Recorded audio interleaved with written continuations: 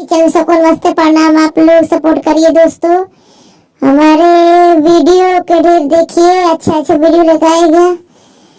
जब बाबा बैठे कन्यादान करे हो, बेटी बेटी पुकार। जब बाबा बैठे कन्यादान करे, बेटी बेटी पुकार।